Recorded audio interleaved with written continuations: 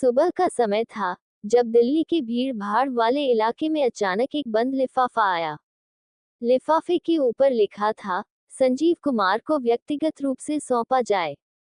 संजीव कुमार, जो कि शहर के सबसे चर्चित जासूस थे, अपने ऑफिस में बैठे अखबार पढ़ रहे थे। तभी उनका सहयोगी रोहन भागता हुआ उनके पास आया। सर, ये आपके लिए एक पैकेज आया है। रोहन ने लिफाफा उनके सामने रखा। संजीव ने अखबार नीचे रखा और पैकेज को गौर से देखा। यह एक साधारण सा लिफाफा था, लेकिन उस पर कुछ अजीब सा लगा। उसने बिना किसी देरी के लिफाफा खोला। अंदर एक छोटा सा नोट था, जिस पर केवल एक वाक्य लिखा था, अगर आप सच्चाई जानना चाहते हैं, तो इस पते पर आइए। नोट के साथ एक नक्शा भी था, जिसमें शहर के बाहरी इलाके का पता दिया गया था। जगह का नाम था काली हवेली। संजीव को ये नाम कुछ अजीब सा लगा, क्योंकि उस जगह के बारे में उसने काफी डरावनी बातें सुनी थी। वहां कई सालों से कोई नहीं गया था, लेकिन पेशेवर जासूस होने के नाते वो हर चुनौती के लिए तैयार था। रात का समय हो चुका था।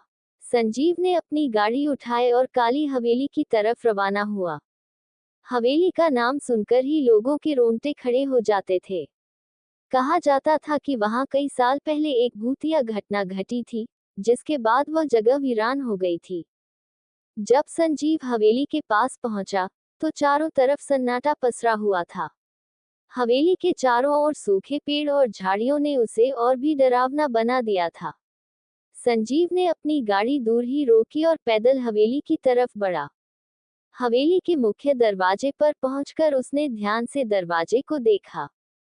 दरवाजा थोड़ा खुला हुआ था, मानो किसी ने उसके आने का इंतजार किया हो। संजीव ने धीरे से दरवाजा खोला और अंदर घुसा। हवेली अंदर से उतनी ही डरावनी थी जितनी बाहर से।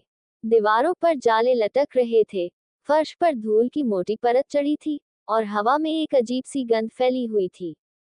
अचानक उसे दूर से किसी के चलने की आहट सुनाई दी। वह सावधानी से आगे बढ़ा और देखा कि एक लंबी छाया उसके सामने खड़ी थी। उसकी दिल की धड़कनें तेज हो गईं, लेकिन उसने खुद को शांत रखा। मैं जानता था तुम आओगे, एक धीमी, रहस्यमयी आवाज ने उसे चौंका दिया। कौन हो तुम? संजीव ने कड़े शब्दों में पूछा। सच्चाई जानने वाला। तुम जितना सोचते हो, उससे ज्यादा गहरे राज छिपे हैं इस हवेली में। लेकिन सच्चाई तक पहुंचना आसान नहीं होगा। वह छाया गायब हो गई, और हवेली के अंदर अचानक से एक दरवाजा खुलने की आवाज आई। संजीव ने उस दरवाजे की ओर देखा और बिना किसी देरी के आगे बढ़ा। दरवाजे के पीछे एक अंधेरी सुरंग थी। सुरंग की दीवारों पर अजीब सी चित्रकारी बनी हुई थी, जिसे देखकर संजीव को लगा कि यहाँ कुछ ऐसा है जिसे दुनिया से छिपाया जा रहा है। सुरंग के अंदर चलते चलते उसे ठंडी हवा का एहसास हुआ, और हर कदम के साथ उसके मन में सवाल और ज्यादा गहरे होते गए। अचानक सुरंग खत्म हुई और वह एक बड़े हॉल में पहुंचा। हॉल के बीचों बीच एक बड़ा लकड़ी का बक्सा रखा था। बक्से पर एक अजीब सी चाबी लगी हुई थी। संजीव ने बक्से की चाबी को घुमाया और धीरे धीरे बक्सा खोला। बक्से के अंदर एक पुरानी डायरी थी। उसने डायरी उठाई और पहला पन्ना खोला। यहाँ की हर दीवार एक सच्चाई बताती है, लेकिन सच्चाई वही देख सकता है जो खुद को झूठ से मुक्त कर सके। ये वाक्य पढ़ते ही संजीव को लगा कि यह डायरी हवेली के सारे रहस्यों का जवाब दे सकती है। अचानक डायरी के पन्ने से एक फाइल गिरी। फाइल के ऊपर लिखा था, मिशन ब्लैक रोज। संजीव ने फाइल को खोला और पढ़ना शुरू किया। जैसे जैसे वह पढ़ता गया, उसकी आंखें फैलती गईं। मिशन ब्लैक रोज का नाम सुनते ही संजीव के दिमाग में पुरानी यादें ताज़ा हो गईं। ये वही मिशन था जिसके बारे में उसने कई साल पहले सुना था, लेकिन इसके पीछे की सच्चाई कभी सामने नहीं आई थी। फाइल में दिए गए दस्तावेज बताते थे कि यह एक गुप्त सरकारी मिशन था, जिसका उद्देश्य देश की सुरक्षा से जुड़ी कुछ बेहद संवेदनशील जानकारियों की रक्षा करना था।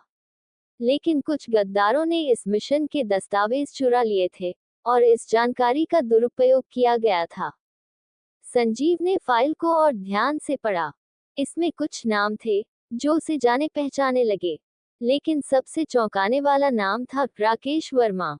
राकेश वर्मा, संजीव का पुराना दोस्त और सहयोगी, जिसे संजीव ने हमेशा एक ईमानदार और वफादार अफसर माना था। क्या वह सच में गद्दार हो सकता है? तुमने सच को पहचान लिया, वही धीमी आवाज फिर से सुनाई दी। संजीव ने चारों ओर देखा, लेकिन कोई दिखाई नहीं दिया। अब तुम्हारे पास दो रास्ते हैं, आवाज ने कहा। या तो तुम इस सच्चाई को सबके सामने लाकर इसे खत्म कर सकते हो, या फिर हमेशा के लिए चुप रह सकते हो। संजीव का दिमाग उलझन में था। अगर राकेश सच में गद्दार था, तो इसका मतलब था कि देश की सुरक्षा से जुड़ी हर जानकारी अब खतरे में थी। लेकिन अगर यह महज एक चाल थी, तो उसे हर कदम फूंक फूंक कर रखना होगा। संजीव ने अपने दिमाग में योजना बनाई। वह जानता था कि उसे इस सच्चाई को उजागर करने के लिए सबूत चाहिए होंगे, और राकेश वर्मा को सीधे तौर पर आरोपित करने का कोई फायदा नहीं था। उसने फैसला किया कि वह राकेश पर नजर रखेगा और उसके हर कदम पर कड़ी निगरानी करेगा। अगले कुछ दिनों में संजीव ने राकेश की गतिविधियों का बारीकी से अध्ययन किया। राकेश के पास हाल ही में कई गुप्त मीटिंग्स हुई थी, जो बेहद संदिग्ध थीं। एक रात संजीव ने राकेश को एक सुनसान जगह पर किसी से मिलते हुए देखा। वह आदमी उसे कुछ दस्तावेज दे रहा था, जिसे देखकर संजीव का शक और पक्का हो गया। संजीव ने चुपचाप उनकी बातचीत रिकॉर्ड कर ली और अगले दिन राकेश से मिलने के लिए सीधे उसके घर चला गया। तुम्हारे खिलाफ मेरे पास सारे सबूत हैं, राकेश, संजीव ने कहा, जैसे ही राकेश ने दरवाजा खोला। राकेश का चेहरा फक पड़ गया। उसने कुछ नहीं कहा, बस एक कुर्सी पर बैठ गया और अपनी गर्दन झुका ली। मुझे ऐसा करना पड़ा, राकेश ने धीरे से कहा। अगर मैं ऐसा नहीं करता, तो वे मुझे और मेरे परिवार को मार देते। कौन? संजीव ने कड़क आवाज में पूछा। ब्लैक रोज के पीछे का असली मास्टरमाइंड। वो लोग इतने ताकतवर हैं कि किसी को भी मिटा सकते हैं। संजीव को समझ आ गया था कि वह एक बहुत बड़े षड्यंत्र का हिस्सा बन चुका है। ब्लैक रोज केवल एक मिशन नहीं था, बल्कि एक ऐसे अपराधी संगठन का नाम था, जो सरकार की सबसे संवेदनशील जानकारी का दुरुपयोग कर रहा था। इस गुट का नेता कौन था, यह अभी तक एक रहस्य था, लेकिन राकेश की बातों से साफ था कि यह गुट पूरे देश के लिए खतरा बन चुका था। संजीव ने अपनी टीम को इस पूरे षड्यंत्र का खुलासा करने के लिए तैयार किया। उन्हें पता था कि यह काम आसान नहीं होगा, लेकिन उनकी हिम्मत और सूझबूझ के आगे ये दुश्मन ज्यादा दिन तक टिक नहीं सकेगा। आखिरी रात संजीव और उसकी टीम ने ब्लैक रोज के मुख्यालय पर धावा बोला। वहां उन्हें भारी सुरक्षा व्यवस्था का सामना करना पड़ा, लेकिन संजीव ने अपनी रणनीति से इस दुश्मन को मात दी। कई घंटों की लड़ाई के बाद अंत में ब्लैक रोज का मास्टरमाइंड सामने आया। वह कोई और नहीं, बल्कि देश के एक उच्च पदस्थ नेता था, जिसने सत्ता और धन के लालच में अपने देश से गद्दारी की थी।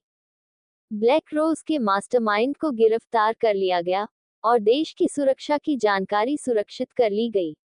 राकेश को भी अपने गुनाहों की सजा मिली, लेकिन उसकी मदद से देश को एक बहुत बड़े खतरे से बचाया जा सका। संजीव के लिए ये केस एक बड़ी जीत थी, लेकिन इसके साथ ही उसे एक और सच्चाई का एहसास हुआ। जासूसी की दुनिया में हर कदम पर एक नई चुनौती, एक नया रहस्य होता है, और इस दुनिया में कभी कोई अंतिम सच्चाई नहीं होती। जासूसी की ये दुनिया एक गहरा, रहस्यमय खेल है, जिसमें सही और गलत के बीच की लकीर अक्सर धुंधली हो जाती है। लेकिन एक सच्चा जासूस वही होता है, जो हर चुनौती का सामना करते हुए न्याय की राह पर चलता रहे।